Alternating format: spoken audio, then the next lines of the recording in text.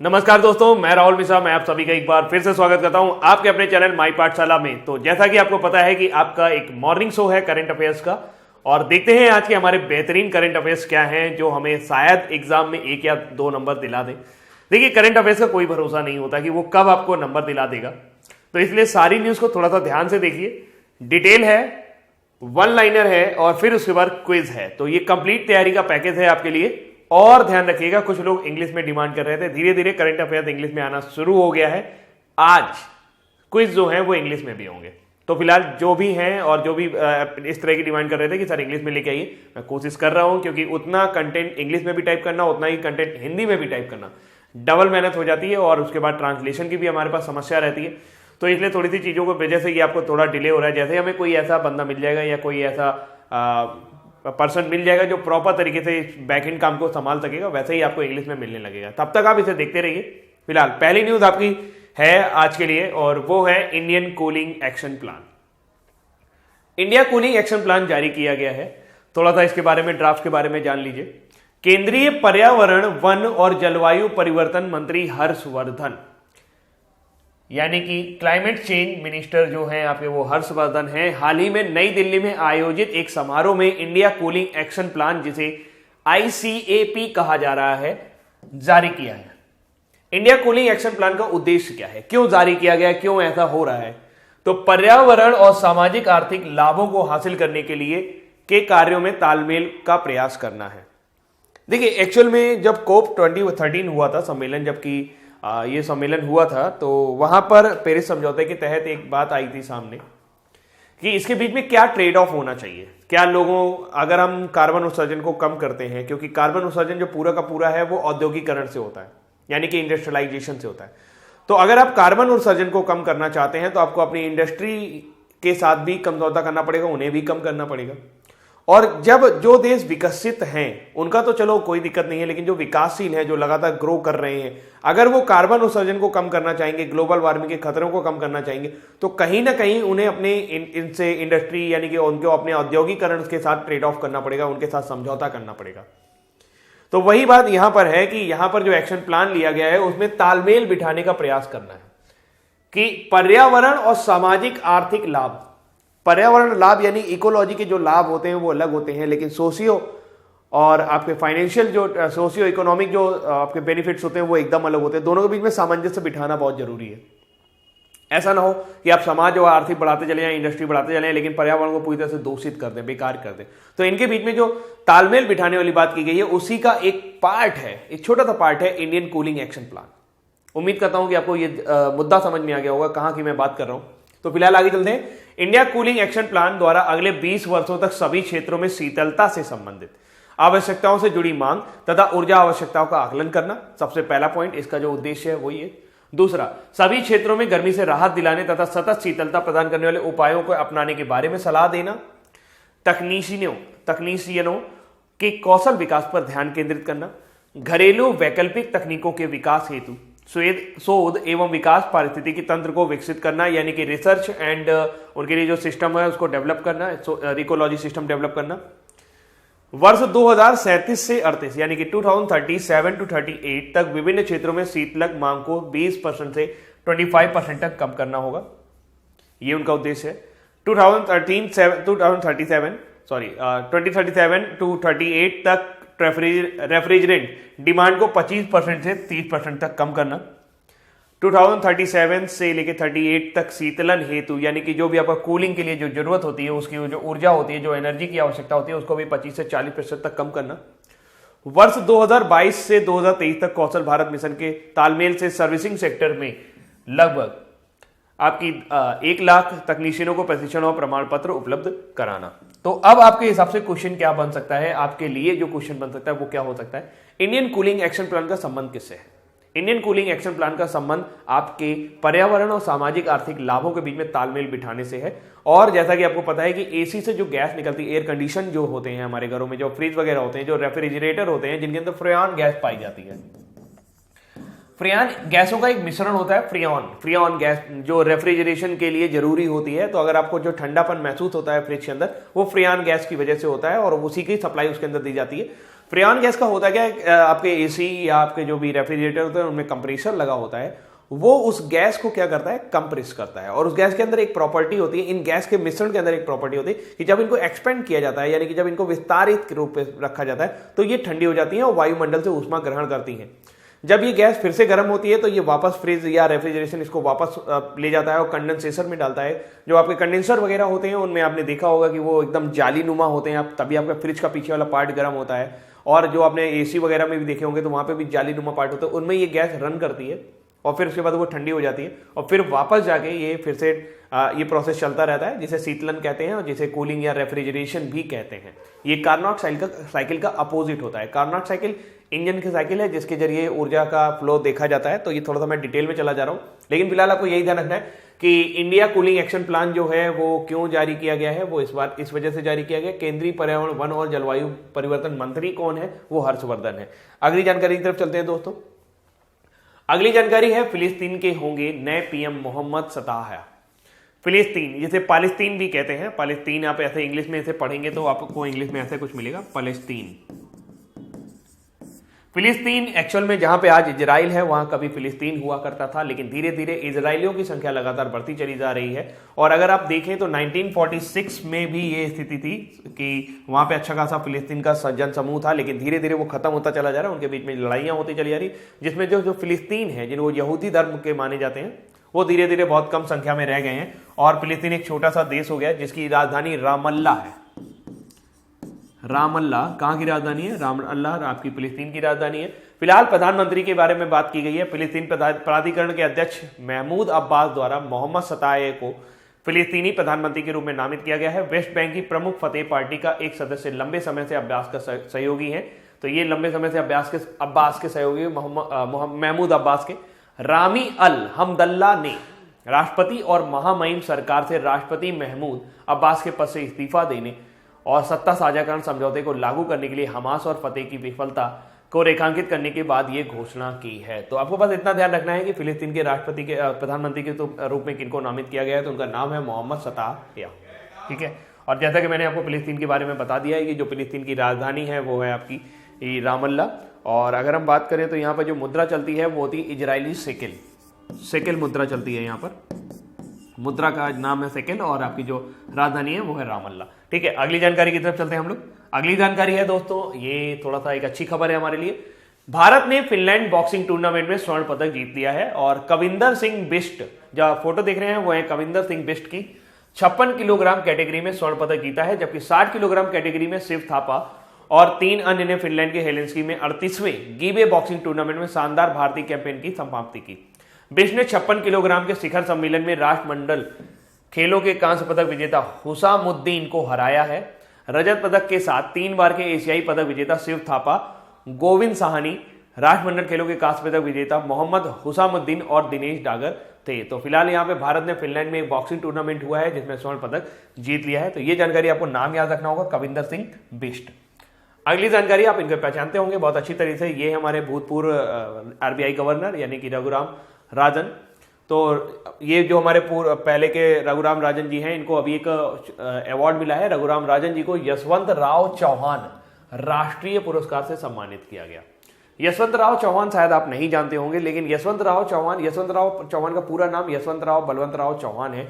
ये मुंबई का जब विभाजन हो गया था तो उसके पहले मुख्यमंत्री थे और भारत के 5वें उप प्रधानमंत्री थे। इनके नाम से एक संस्था चलती है और ये जो आर्थिक विकास में लोग अच्छा काम करते हैं उनको ये पुरस्कार हर साल दिया जाता है। तो फिलहाल इस बार ये पुरस्कार भारतीय रिजर्व बैंक के पूर्व गवर्नर रघुराम राजन जी को यशवंत राव चौहान राष्ट्रीय पुरस्कार 2018 से सम्मानित किया जाएगा। उन्हें यह सम्मान यशवंत राव चौहान प्रतिष्ठान द्वारा आर्थिक विकास में उनके योगदान के लिए दिया जाएगा। उन्हें यह सम्मान 12 मार्च को यशवंत चौहान के 106वें जन्मदिन के अवसर पर प्रदान किया जाएगा। रघुराम राजन जी ने अंतर्राष्ट्रीय मुद्रा कोष यानी कि IMF के प्रमुख के रूप में भी प्रमुख अर्थशास्त्री के रूप में भी कार्य किया है और भारत में भी ये RBI के गवर्नर रह चुके हैं। दोस्तों अगली जानकारी है आपके गिनीज वर्ल्ड रिकॉर्ड से, आप ये तस्वीर देख पा रहे होंगे। तो जापानी महिला काने तनाका, नाम है उनका काने तनाका, को सबसे बुजुर्ग जीवित व्यक्ति का खिताब मिला है। ये इस टाइम धरती पर जो जीवित व्यक्ति हैं तो उनमें सबसे बुजुर्ग जीवित व्यक्ति का इनको खिताब दिया है, गिनीज वर्ल्ड रिकॉर्ड ने दिया है। गिनीज वर्ल्ड रिकॉर्ड ने 116 साल की हैं ये जापानी महिला है काने तनाका को हाल ही में विश्व के सबसे बुजुर्ग जीवित व्यक्ति के खिताब से नवाजा। तनाका का जन्म 2 जनवरी 1903 ईस्वी में हुआ था। इससे पहले सबसे बुजुर्ग जीवित व्यक्ति का खिताब जापान की ही एक अन्य महिला थी चियो मियाको के नाम था, जिनका 117 वर्ष की उम्र में जुलाई 2018 में निधन हो गया था। जापान के लोगों की उम्र अमूमन लंबी होती है और सबसे बुजुर्ग व्यक्तियों की सूची में उनका वर्चस्व रहता है, तो जो सबसे ज्यादा बूढ़े लोग मिलेंगे वो आपको जापान में मिल जाएंगे। गिनीज विश्व रिकॉर्ड के अनुसार अब तक सबसे बुजुर्ग व्यक्ति का रिकॉर्ड फ्रांस की महिला जियाने लुई काल्मे के नाम है, जो 122 साल की थी और फिर उनकी मृत्यु हो गई। तो फिलहाल ये अभी तक जो भी हैं उनमें सबसे जीवित महिला, सबसे जीवित जो भी जीवित लोग हैं उनमें सबसे वृद्ध महिला है और इनका जो उम्र है वो 116 साल की है। नाम है इनका काने तनाका। अगली जानकारी की तरफ चलते हैं। अगली जानकारी है CISF से। CISF का मतलब होता है औद्योगिक सुरक्षा बल, सेंट्रल औद्योगिक सुरक्षा बल, केंद्रीय औद्योगिक सुरक्षा बल आप कह सकते हैं। इसका 50वां स्थापना दिवस है। तो 50वां स्थापना दिवस है तो आप थोड़ा सा ये मान सकते हैं, ये फोटो पे मत जाइएगा, वहां 2015 लिखा हुआ है, पुरानी फोटो है ये। तो 50वां स्थापना दिवस यानी कि इसकी जो स्थापना हुई थी 1969 को हुई थी। डेट के बारे में हम लोग यहाँ पे बात कर सकते हैं कि औद्योगिक सुरक्षा बल ने 10 मार्च को अपना 50वां स्थापना दिवस मनाया है। प्रधानमंत्री नरेंद्र मोदी ने इस अवसर पर गाजियाबाद में आयोजित CISF यानी कि सेंट्रल इंडस्ट्रियल सिक्योरिटी फोर्सेस के समारोह में हिस्सा लिया और इस मौके पर प्रधानमंत्री ने गाजियाबाद के इंदिरापुरम में 5वीं बटालियन शिविर में आयोजित कार्यक्रम में केंद्रीय औद्योगिक सुरक्षा बलों की परेड का निरीक्षण किया। वहां उन्होंने विशिष्ट और मेधावी सेवाओं के लिए पुलिस और अग्निशमन सेवा का पदक भी प्रदान किया। अभी हाल ही में पिछले साल राजेश रंजन जी को इनका डायरेक्टर जनरल यानी कि CISF का महानिदेशक नियुक्त किया गया था, राजेश रंजन जी को। तो जो वर्तमान में CISF के डायरेक्टर जनरल यानी कि DG हैं वो हैं आपके राजेश रंजन जी। तो फिलहाल अगर हम CISF की बात करें तो CISF जैसे कि आपका इसरो हो गया, आपका भाभा हो गया, भाभा एटॉमिक रिसर्च सेंटर हो गया, या ऐसी कोई भी सरकारी संस्था हो गई, वहां पर सिक्योरिटी प्रदान करता है। साथ साथ ये जेट प्लस और इस तरह की सिक्योरिटी भी प्रदान करता है। तो इस संगठन की स्थापना 1969 में हुई थी और इसका 50वां स्थापना दिवस अभी हाल ही में मनाया गया है। अब अगली जो चीज है वो है एको। एको एक इंश्योरेंस कंपनी है। आप ये लोगो देख पा रहे होंगे, बहुत सारे लोगों ने ये लोगो देखा होगा। वरुण दुआ की कंपनी है ये। 2016 में इन्होंने इसको एस्टेब्लिश किया था और आज की डेट में ये प्राइवेट सेक्टर की बहुत बड़ी एक इंश्योरेंस कंपनी है। और इस इंश्योरेंस कंपनी का जो मोटर इंश्योरेंस है यानी कि जो ये मोटर इंश्योरेंस यानी कि मोटर बीमा प्रोवाइड करती है, इसमें इनका संबंध ओला से हो गया था। यानी कि इनके साथ एक कोलैबोरेशन है ओला का। ये ओला की जितनी भी गाड़ियां हैं उनके पास जो भी इंश्योरेंस है वो एको का ही इंश्योरेंस है। फिलहाल अभी एको इंश्योरेंस की अगर हम बात करें तो एको को गोल्डन पिकॉक अवार्ड मिला है। और गोल्डन पिकॉक अवार्ड की बात करें तो एको जनरल इंश्योरेंस के एक नए युग की डिजिटल बीमा कंपनी को उनके प्रासंगिक सूक्ष्म बीमा उत्पाद ओला राइड इंश्योरेंस यानी कि ओला राइड इंश्योरेंस किया था। काफी सारी गाड़ियां हैं ओला के पास। ओला की स्थापना भाविश अग्रवाल ने की थी, तो आपको पता ही है कि इनके पास बहुत सारी गाड़ियां हैं। उनके ऊपर जो भी इन्होंने राइड इंश्योरेंस करवाया है, इसके ये प्रोडक्ट है इनका, जिसमें जो भी ओला के अंदर आप सवारी जाते हैं या जो भी उसमें पर्सन उसको किराए पर लेते हैं तो उनका भी वहां पे बीमा रहता है, उनका भी वहां पे इंश्योरेंस रहता है। तो ये एक बड़ा प्रोडक्ट था जिसके लिए ये प्रतिष्ठित golden peak innovative product award मिला है। इनोवेटिव प्रोडक्ट अवार्ड 2019 से सम्मानित किया गया। यह पुरस्कार श्री बीरेश गिरी नियुक्त जो कि आपके CRO हैं एको को प्रदान किया गया है। पुरस्कार समारोह दुबई में आयोजित किया गया था। 1991 में Indian institute of directors India द्वारा स्थापित the golden peacock award for corporate leadership and excellence को अब स्थानीय और वैश्विक तौर पर व्यावसायिक उत्कृष्टता के एक पैमाना माने जाना लगा है। मतलब कि ये जो अवार्ड्स है व्यावसायिक उत्कृष्टता यानी कि बिजनेस में जो अच्छा करते हैं, बिजनेस में जो भी कंपनियां अच्छा करती हैं उनको ये पुरस्कार दिया जाता है। इसका नाम है गोल्डन पिकॉक अवार्ड। कब से शुरू हुआ था? 1991 से शुरू हुआ था। तो फिलहाल इससे मतलब नहीं है। गोल्डन पिकॉक अवार्ड किसको दिया गया ये आपको मतलब होना चाहिए। एको कंपनी किसकी है? वरुण दुआ की है। किसके साथ कोलैबोरेशन है? ये ओला के साथ कोलैबोरेशन में काम कर रहे हैं। और ओला कंपनी किसकी है? ओला जो है वो भाविश अग्रवाल की है। तो ये थोड़ी थोड़ी चीजें आपको दिमाग में रखनी चाहिए। फिलहाल इनको तो आप अच्छी तरह से पहचानते होंगे। ये हैं किम जोंग उन, जिन्होंने पिछले साल काफी सारा घमासान मचा रखा था हमारे समाचारों में। इन्होंने परमाणु परीक्षण और जाने कितने परीक्षण कर डाले थे, जिसकी वजह से अमेरिका ने इन पर बहुत सारा प्रतिबंध लगाया हुआ है, आर्थिक प्रतिबंध लगाया हुआ है। तो उत्तर कोरिया में चुनाव होने वाले हैं और इसमें पूरी संभावना है कि किम जोंग उनको कोई हरा नहीं सकता। न्यूज पे देखते हैं। उत्तर कोरिया में 10 मार्च को चुनाव के लिए मतदान हो रहा है। सत्तारूढ़ वर्कर्स पार्टी के नेता किम जोंग उन इस चुनाव में जीत पक्की मानी जा रही है। उत्तर कोरिया में हर 5 साल में रबर स्टाम्प विधायिका के लिए चुनाव होता है, जिसे बोला जाता है रबर स्टाम्प विधायिका के लिए चुनाव होता है, जिसे सुप्रीम पीपल्स असेंबली, या आप इसे संसद भी कह सकते हैं वहां की, तो सुप्रीम पीपल्स असेंबली के रूप में भी जाना जाता है। पिछली बार मतदान 99.97% रहा, जो 100% किम जोंग उनके खाते में ही गया था। मतलब कि एक भी वोट किसी और को नहीं मिला था, सारा का सारा वोट इनको ही मिल गया था। अगर हम उत्तर कोरिया की बात करें तो क्या आपको इसकी राजधानी याद आ रही है? देखिए, उत्तर कोरिया की जो राजधानी है वो है प्योंगयांग, और यहाँ पे जो मुद्रा चलती है वो चलती है कि वॉन, जैसे आप कोरियाई, उत्तर कोरियाई वॉन कह सकते हैं। हमारा 1 रुपया 12.87 KPW यानी कि उत्तर कोरियाई वॉन के बराबर होता है। तो ये थी छोटी सी जानकारी। आपको उत्तर कोरिया की राजधानी पता होगी, प्योंगयांग की राजधानी है, मुद्रा चलती है वॉन, और किम जोंग उन अभी वहां पे शासक है। चुनाव के बाद भी रिजल्ट भी यही रहने वाला है, मेरे हिसाब से तो यही होने वाला है। फिलहाल एक और खबर है, और यहां पर मिजोरम मंत्रिमंडल ने राज्य में पूर्ण शराबबंदी विधेयक को मंजूरी दे दी है। मेरे हिसाब से ये विधेयक तो पूरे देश में आ जाना चाहिए। मिजोरम मंत्रिमंडल ने राज्य में प्रस्तावित मिजोरम मद्य निषेध विधेयक 2019 को हाल ही में मंजूरी दे दी है। मुख्यमंत्री जोरामथांगा की अध्यक्षता में राजधानी आइजोल में हुई मंत्रिमंडल की बैठक में इस विधेयक को मंजूरी दी गई। सत्तारूढ़ मिजो नेशनल फ्रंट पार्टी, नाम जरूर याद रखिएगा, Mizo national front party Zoramthanga की है। और यहां पर नवंबर 2018 में हुए विधानसभा चुनाव के दौरान वादा किया था कि अगर वह सत्ता में आती है तो पूर्ण शराबबंदी लागू करेगी, और उसी कदम को आगे बढ़ाते हुए उन्होंने शराबबंदी के लिए विधेयक ला दिया है। फिलहाल मिजोरम की न्यूज है, तो मिजोरम के बारे में कुछ बातें करना जरूरी है।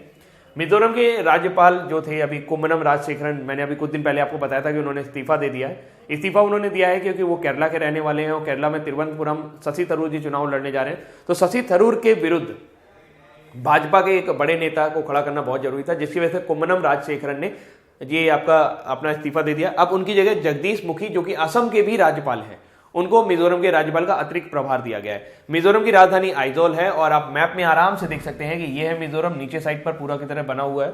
फिर आगे बात करें तो सीएम जो है जोरामथांगा हैं, और लोकसभा में केवल 1 सीट है यहां से, और राज्यसभा में भी केवल 1 सीट का ये प्रतिनिधित्व करता है। तो ये थी मिजोरम के बारे में जानकारी।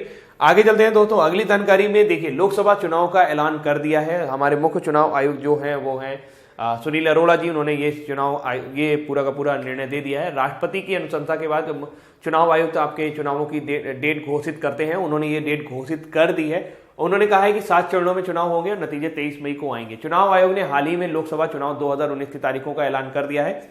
चुनाव 7 चरणों में कराए जाएंगे। अप्रैल और मई में 7 चरणों में लोकसभा की 543 सीटों के लिए, कितनी सीटों के लिए? 543 सीटें, ये दिमाग में रखिएगा। इन चुनाव के नतीजे 23 मई को आ जाएंगे। मुख्य चुनाव आयुक्त द्वारा जारी जानकारी के अनुसार चुनाव का कार्यक्रम बनाते समय परीक्षा कार्यक्रमों और त्योहारों का भी ध्यान रखा गया है। चुनावों में 90 करोड़ लोग अपने मताधिकार का इस्तेमाल करेंगे, यानी कि जो वोटर लिस्ट है वो 90 करोड़ लोगों के लिए। हमारे देश की आबादी लगभग 125 करोड़ से ऊपर है, तो यानी बहुत सारे लोग वोट नहीं डाल पाएंगे। इनमें से 1.5 करोड़ तो केवल नए वोटर हैं जो 18 से 19 साल के हैं। पहले चरण में 20 राज्यों की 91 लोकसभा सीटों पर मतदान होगा, और दूसरे चरण में 13 राज्यों की 97 सीटों पर चुनाव होंगे। तीसरे चरण में 14 राज्यों की 115 सीटों पर चुनाव होंगे, और चौथे चरण में 9 राज्यों की 71 सीटों पर चुनाव होंगे। पांचवें चरण में 7 राज्यों की 51 सीटों पर चुनाव होंगे। छठे चरण में 7 राज्यों की 59 सीटों पर चुनाव होंगे, और 7वें चरण में 8 राज्यों की 59 सीटों पर चुनाव होंगे। तो फिलहाल आपको ये याद रखने की जरूरत नहीं है, आपको सिर्फ यहाँ पर जो भी डेट होंगी आप वो देखते चले जाइएगा कि किस किस राज्य में कब कब चुनाव हैं, उनको थोड़ा सा आपको याद रखना होगा। अब इस बार पहली बार वीवीपैट का, सभी पोलिंग बूथों पर वीवीपैट का इस्तेमाल किया जाएगा। वीवीपैट मशीन एक ऐसी मशीन होती है जिसके जरिए जो भी मतदाता है वो ये जान पाएगा कि उसने किसको वोट दिया है, उसकी एक रसीद उसको मिलेगी। तो ये है वोटर वेरीफाइबल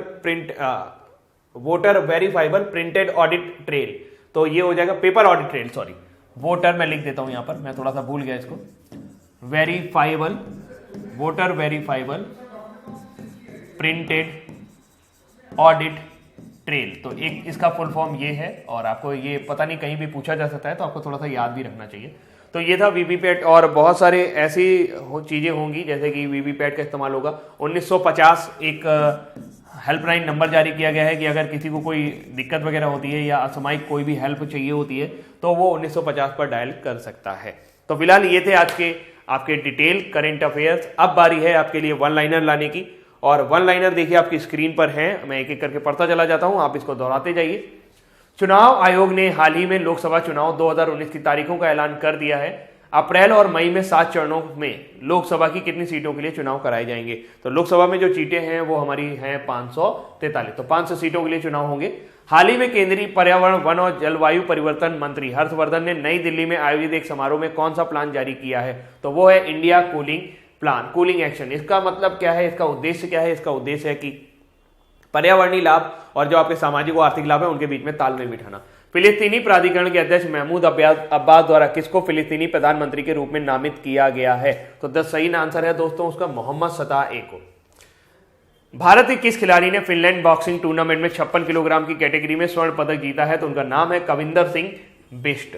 हाल ही में किसको यशवंतराव चौहान राष्ट्रीय पुरस्कार 2018 से सम्मानित किया गया है? तो दोस्तों वो सही नाम है रघुराम राजन जी को, जो आरबीआई के पूर्व गवर्नर हैं। गिनीज वर्ल्ड रिकॉर्ड ने 116 साल की किस जापानी महिला को हाल ही में विश्व के सबसे बुजुर्ग व्यक्ति के खिताब से नवाजा है? तो उनका नाम है काने तनाका। हाल ही में औद्योगिक सुरक्षा बल ने किस दिवस को अपना 50वां स्थापना दिवस मनाया? तो 10 मार्च को अपना स्थापना दिवस मनाया है औद्योगिक सुरक्षा बल, जिसे CISF भी कहते हैं। तो 10 मार्च 1969 की इसकी स्थापना हुई थी, तो ये 10 मार्च को इन्होंने अपना 50वां स्थापना दिवस मनाया है। हाल ही में किस कंपनी को प्रतिष्ठित golden peacock innovative product award से सम्मानित किया गया है? तो वो है एको जनरल इंश्योरेंस। वरुण दुआ की एको जनरल इंश्योरेंस को हाल ही में golden peacock innovative product award से सम्मानित किया गया। उत्तर कोरिया में 10 मार्च को चुनाव के लिए मतदान हो रहा है। उत्तर कोरिया में प्रत्येक कितने साल में रबर स्टैंप विधायक के लिए चुनाव होता है? तो वो हर 5 साल में वहां पर चुनाव होता है, जो कि किम जोंग उन जीत जाएंगे, जैसा कि लग रहा है जो स्थिति है वहां पे। हाल ही में किस राज्य में पूर्ण शराबबंदी विधेयक को मंजूरी दी है? तो वो है Mizoram. Mizo national front party ने जब वो सत्ता में आई थी तो उन्होंने कहा था कि वो पूर्ण शराबबंदी को लागू करेंगे, और इस तरह से उन्होंने मिजोरम में पूर्ण शराबबंदी वाला एक विधेयक ले आए हैं। पहला क्वेश्चन आपकी स्क्रीन पर कुछ इस तरीके से है। अब क्विज की बात करते हैं। चुनाव आयोग ने हाल ही में लोकसभा चुनाव 2019 की तारीखों का ऐलान कर दिया है। अप्रैल और मई में 7 चरणों में लोकसभा की कितनी सीटों के लिए चुनाव कराए जाएंगे? The election commission recently announced the dates of the Lok Sabha election 2019. Elections will be held in 7 phases in April and May for Lok Sabha seats. Then the right answer will be आपका 543 सीटों के लिए चुनाव कराए जाएंगे। तो लोकसभा, ये कौन सी लोकसभा है? 16वीं लोकसभा खत्म हुई है, यानी 16 नंबर खत्म हुई है, 17वीं लोकसभा चुनी जानी है, यानी कि आपका 17वीं लोकसभा का चुनाव होगा।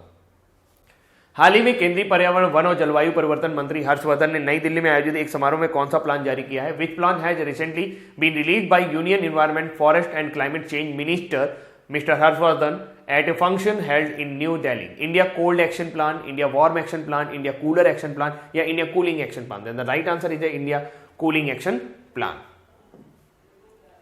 फिलिस्तीनी प्राधिकरण के अध्यक्ष महमूद अब्बास द्वारा किसको फिलिस्तीनी प्रधानमंत्री के रूप में नामित किया गया? Who has been nominated as Palestinian prime minister by the Palestinian authority president Mahmoud Abbas? Then the right answer will be Mohammad सताह ए। मोहम्मद सताह ए। भारत के किस खिलाड़ी ने फिनलैंड बॉक्सिंग टूर्नामेंट में 56 किलोग्राम कैटेगरी में स्वर्ण पदक जीता है? Which Indian player won gold medal in 56 kilogram category in Finland boxing tournament? Then the Dinesh Dagar, Kavinder Singh Bisht, Shiva Thapa या गोविंद साहनी? तो आपको याद हो चुका होगा कि कविंदर सिंह बिष्ट, क्योंकि ये नाम मैंने उस टाइम अभी 2 बार लिया था, तो ये हो गया Kavinder Singh Bisht. Then the right answer will be Kavinder Singh Bisht. Next line. हाल ही में किसको यशवंतराव चौहान पुरस्कार द्वारा 2018 से सम्मानित किया जाएगा? Who will be awarded Yashwantrao Chavan national award 2018 recently? तो then right answer will be Raghuram Rajan, हमारे आरबीआई के पूर्व गवर्नर, जिनको अभी रघुराम राजन जी को इस पुरस्कार से सम्मानित किया जाएगा। गिनीज वर्ल्ड रिकॉर्ड ने 116 साल की किस जापानी महिला को हाल ही में विश्व की सबसे बुजुर्ग व्यक्ति के रूप खिताब से नवाजा है? Which Japanese women won the title of the world's oldest living person? So सही नाम है उनका Kane Tanaka. Then the right answer will be Kane Tanaka.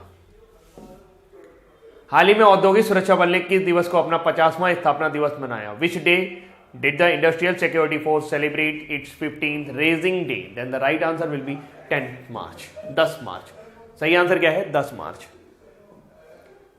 हाल ही में किस कंपनी को प्रतिष्ठित golden peacock innovative product award 2019 से सम्मानित किया गया? Recently which company was awarded the prestigious golden peacock innovative product award in 2019? Then the right answer will be Acko general insurance. Varun Dua की एको जनरल इंश्योरेंस को इस व्यावसायिक प्रतिष्ठा वाले पुरस्कार से सम्मानित किया गया है। उत्तर कोरिया में 10 मार्च को चुनाव के लिए मतदान हो रहा है। उत्तर कोरिया में प्रत्येक कितने साल में रबर स्टाम्प विधायक के लिए चुनाव होता है? Polling is going to be held on March 10 in North Korea. In how many years does the rubber stamp legislator have election? Then the right answer will be हर 5 साल में चुनाव होता है वहां पर, और इस बार भी वहां पर किम जोंग यून की जीत तय मानी जा रही है। हाल ही में किस राज्य में पूर्ण शराबबंदी विधेयक को मंजूरी दी गई है? Which state recently sanctioned complete शराब prohibition bill? Then the right answer Uttar Pradesh, Mizoram, Bihar and Chhattisgarh. तो सही आंसर है आपका मिजोरम। मिजोरम में आपकी मिजो नेशनल फ्रंट पार्टी, जो जोरामथंगा की पार्टी, जिन्हें ये पार्टी है जिन्होंने यहाँ पर ये विधेयक लाया है कि वो उस पूरे राज्य में शराबबंदी का विधेयक बनाया जाएगा, यानी कि उस पूरे राज्य में शराब को बैन कर दिया जाएगा। तो उम्मीद करता हूँ दोस्तों ये पसंद आ रहा होगा आपको, और अगर आपको पसंद आ रहा है तो प्लीज़ इसे लाइक, शेयर और सब्सक्राइब करना ना भूलिए, क्योंकि ये आपका ही करंट अफेयर्स है और आप इसे पढ़ते रहिए। बिल्कुल भी टेंशन मत लीजिए, चाहे वो आरआरबी का एग्जाम हो, चाहे वो एसएससी का एग्जाम हो, चाहे वो आपका यूपीपीएससी का एग्जाम है। मैं यूपीएससी की बात नहीं करता हूं, लेकिन यूपीपीएससी के एग्जाम तक का मैं लेवल कवर कर रहा हूं। और जितनी भी न्यूज आपके पास आ रही है, अगर आप देखेंगे तो डेली 10 से ज्यादा ही होगी, 10 से कम नहीं होगी। तो अगर मिनिमम 10 न्यूज आपके पास आती है तो महीने में 3 दिन होंगे, तो 300 नई न्यूज आपके पास आ जाएगी। और फिर मैं मंथली करंट अफेयर्स भी आपके लिए लेके आता हूं, तो बिल्कुल भी आप परेशान ना होइए। और बहुत जल्दी मैं आपके लिए जो पिछले साल, यानी कि मैं कोशिश कर रहा हूं कि जून 2018 से लेकर दिसंबर 2018 के भी जो मोस्ट इंपॉर्टेंट 500 करंट अफेयर्स हो सकते हैं वो भी आपके लिए लेके आए। तो फिलहाल ये सब सारी चीजें तभी कंटिन्यू हो पाएंगी जब आप हमें थोड़ा सा सपोर्ट करेंगे। तो देखते रहिए, मुस्कुराते रहिए और पढ़ते रहिए। अभी के लिए इतने रखते हैं। Thank you so much, bye bye.